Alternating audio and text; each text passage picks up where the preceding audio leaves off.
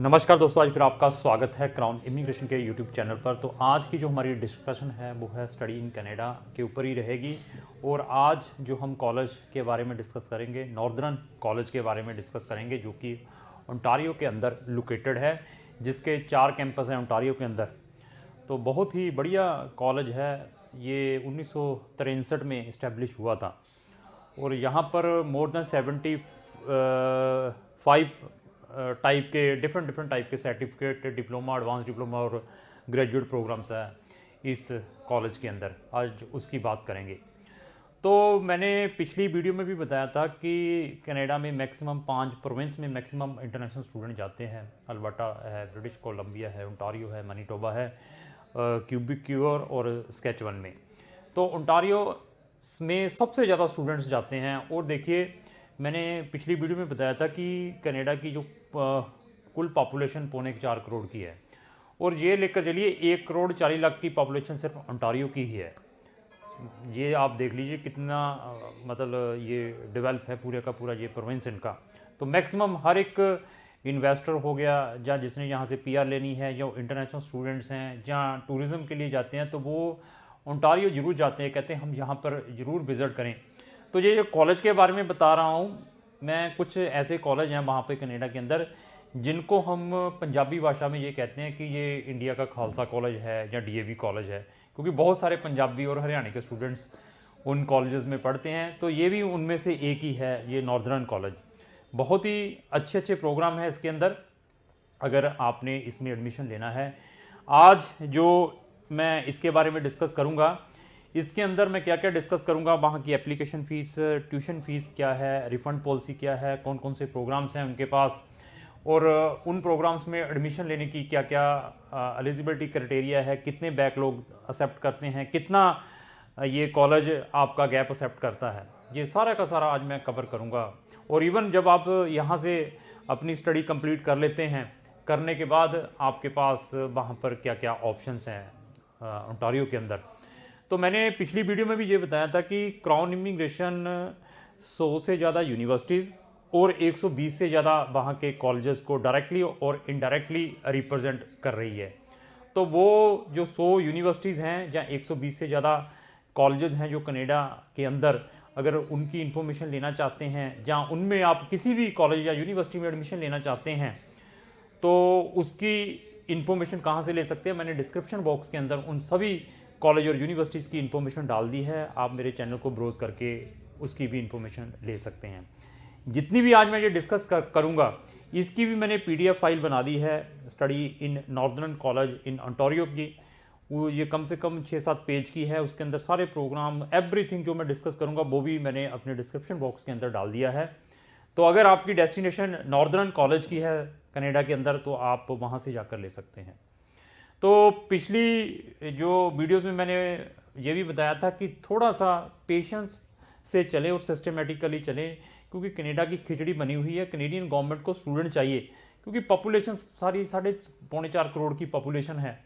तो वो चाहते हैं कि अभी हम मैक्सिमम लोगों को बुलाएं यहाँ पर, जो कि साथ में पैसा लेकर आएँ, हमारे कल्चर को सीखें, तो उनको हम पीआर दें इंस्टेड ऑफ जो डायरेक्ट पीआर लेते हैं। क्योंकि डायरेक्ट वाले के लिए ये है कि वो डायरेक्टली लाइबिलिटी बन जाता है कंट्री की फ्रॉम द फर्स्ट डे। उसको सारी की सारी उनको सोशल सिक्योरिटी प्रोवाइड करनी पड़ती है, अनएम्प्लॉयमेंट अलाउंसेस, एजुकेशन फ्री बच्चों की, और आपकी बहुत सारी चीज़ें प्रोवाइड करनी पड़ती है। और इंटरनेशनल स्टूडेंट्स के लिए क्या है कि कहता है कि वो हमारी कंट्री में पढ़ने के लिए आएगा, पढ़ने के बाद हमारे कल्चर को भी सीखेगा, इन्वेस्टमेंट भी करेगा, तो उसको हमें प्रेफरेंस देनी चाहिए।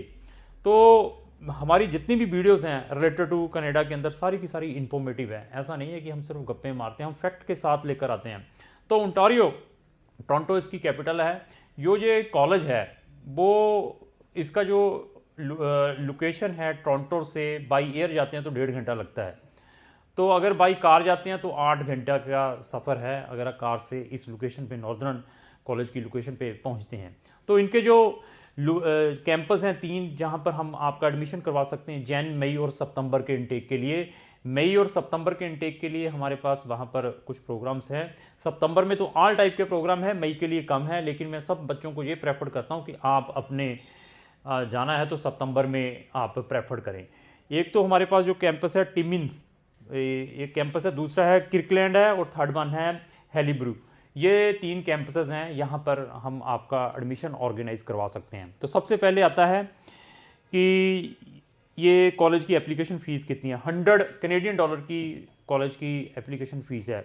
दूसरा क्वेश्चन आता है कि यहाँ की जो फ़ीस रेंज क्या है, सर्टिफिकेट प्रोग्राम से लेकर जो यहाँ पर बैचलर डिग्री है उनकी फ़ीस रेंज क्या है। इसकी जो फ़ीस रेंज है 13,000 50,000 कनेडियन डॉलर से स्टार्ट होकर 26,500 कनेडियन डॉलर है, डिपेंड आप कौन सी प्रोग्राम में पढ़ने के लिए वहाँ पर जा रहे हैं। मतलब देसी भाषा में ये कह सकते हैं 6.5 लाख रुपए की फ़ीस स्टार्ट होकर 13 लाख रुपए की फ़ीस है साल की, जहाँ पर किसी भी प्रोग्राम में आपने जाना है। तो फिर क्वेश्चन आता है कि सर यहाँ पर एडमिशन के क्राइटेरियाज़ क्या है, गैप कितना एक्सेप्टेबल है, बैकलॉग्स कितने हैं। एडमिशन क्राइटेरिया, ये कॉलेज ऐसा है नॉर्दर्न कॉलेज कि जहाँ पर अगर आपके ओवरऑल 6 बैंड हैं, किसी मॉड्यूल में 5.5 है, तब भी आप इस कॉलेज में एडमिशन ले सकते हैं। बट कुछ इनके प्रोग्राम ऐसे हैं जहाँ पर 6.5 बैंड की रिक्वायरमेंट है और किसी भी मॉड्यूल में 6 से कम नहीं होने चाहिए। और यही एक ऐसा कॉलेज है, इसके पास आपको हर एक स्ट्रीम में आपको प्रोग्राम मिल सकता है। मेडिकल वाले स्टूडेंट्स के लिए बहुत सारे प्रोग्राम, इवन आपने वेटनरी में कुछ करना है या वेटनरी में ऑलरेडी कुछ किया हुआ, उसके लिए भी बहुत सारे प्रोग्राम हैं। इवन जिन बच्चों ने डिप्लोमास किए हुए हैं, जो डिप्लोमा कर लेते हैं इंडिया के अंदर, चाहे मैकेनिकल का है, चाहे इलेक्ट्रिकल का है, चाहे केमिकल का है, तो उनके लिए भी प्रोग्राम है। इवन आपने बीटेक की हुई है किसी भी स्ट्रीम में, उनके लिए भी यहाँ पर बहुत अच्छे अच्छे प्रोग्राम हैं। इवन आप ह्यूमैनिटीज़ के स्टूडेंट हैं तब भी आपके लिए बहुत अच्छे प्रोग्राम है। इवन आप commerce, medical, non medical student है तब भी आपके लिए बहुत सारे ऑप्शंस हैं। इवन आपने बीएससी इन वेटनरी, आपने फार्मेसी इन वेटनरी में की हुई है, बीएमएस, एमबीबीएस डॉक्टर हैं, बी फार्मा है, फिजियोथेरापिस्ट हैं, they have a lot of options. तो अभी मैं प्रोग्राम्स के बारे में डिस्कस करूंगा कि इनके पास कौन कौन से प्रोग्राम है। फिर हम रिफ़ंड पॉलिसी के बारे में भी पढ़ेंगे कि आप अगर आपका वीज़ा रिफ्यूज़ हो जाता तो रिफ़ंड पॉलिसी क्या है, उसके बारे में भी डिस्कस करेंगे।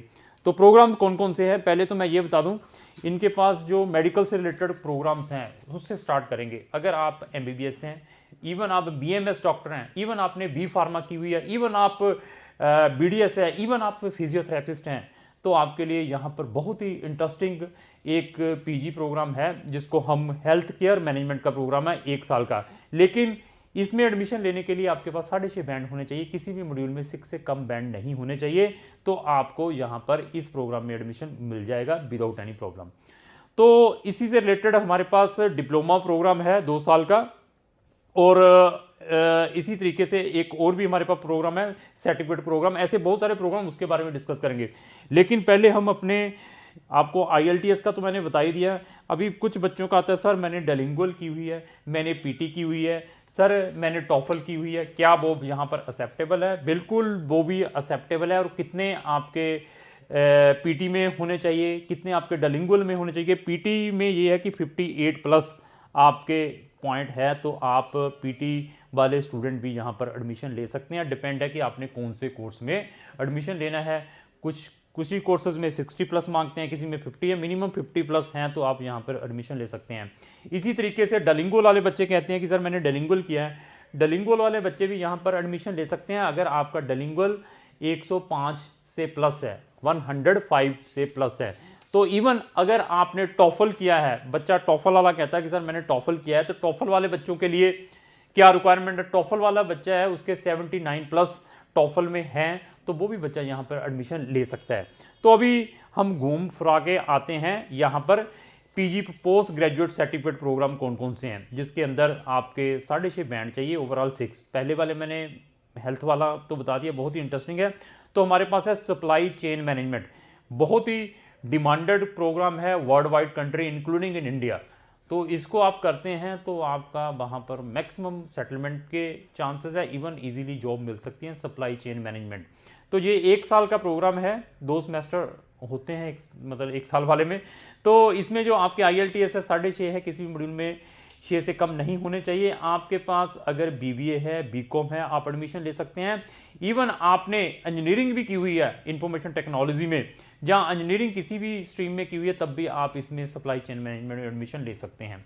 तो दूसरा है हमारे पास global business entrepreneurs and technology, ये भी बहुत ही बढ़िया PG programme, post graduate programme. इसमें भी अगर आपने एडमिशन लेना है, साल का प्रोग्राम है, आप एडमिशन ले सकते हैं। अगर आप बीबीए वाले बच्चे हैं या बीकॉम वाले बच्चे हैं तो उसमें आपका विदाउट एनी प्रॉब्लम एडमिशन हो जाएगा। एक है मोबाइल एप्लीकेशन डेवलपमेंट, ये भी बहुत ही बढ़िया पीजी प्रोग्राम है, पोस्ट ग्रेजुएट प्रोग्राम है। 6.5 बैंड किसी भी मॉड्यूल में 6 से कम नहीं होने चाहिए। आपने बीसीए की हुई है, कंप्यूटर में आपने कोई भी बैचलर डिग्री की हुई है तो आप यहाँ पर एडमिशन ले सकते हैं विदाउट एनी प्रॉब्लम। तो लेकिन इसके अंदर एक रिक्वायरमेंट है, आपके पास मैथ होना ज़रूरी है, क्योंकि इंडिया के अंदर क्या है कि +2 ह्यूमैनिटीज़ वाला भी बीसीए कर लेता है। तो अगर अब मैथ नहीं है आपका, उसके अंदर भी 50% से कम नहीं होने चाहिए। तो अभी एक और क्वेश्चन आता है कि सर इस इस कॉलेज में जो नॉर्दर्न कॉलेज है, इसमें एडमिशन लेने के लिए कितने परसेंटेज बच्चे चाहिए? 50% वाला बच्चा यहाँ पर एडमिशन ले सकता है, लेकिन आपके जो कोर्स सब्जेक्ट है, अकाउंटिंग का हो सकता है, फिजिक्स केमिस्ट्री मैथ हो सकता है, या बायोलॉजी जो कोर्स सब्जेक्ट है, या बिजनेस वाला जो कोर्स सब्जेक्ट है, इसके अंदर 50 से कम मार्क्स नहीं होने चाहिए। अगर आपके 48 है, 49 है, तो तब आपका जो रिलेटेड प्रोग्राम है उसमें आपकी एलिजिबिलिटी एडमिशन्स की नहीं बन पाएगी। बट अगर आपने मेडिकल में वहाँ पर एडमिशन लेना है, कोई मेडिकल से रिलेटेड भी इनके पास प्रोग्राम है, उसमें आपके ओवरऑल 65% होने चाहिए। तो लेकिन अनदर प्रोग्राम्स हैं 50 वाला बच्चा भी ले सकता है, कोर्स सब्जेक्ट में 50 से कम नहीं होने चाहिए।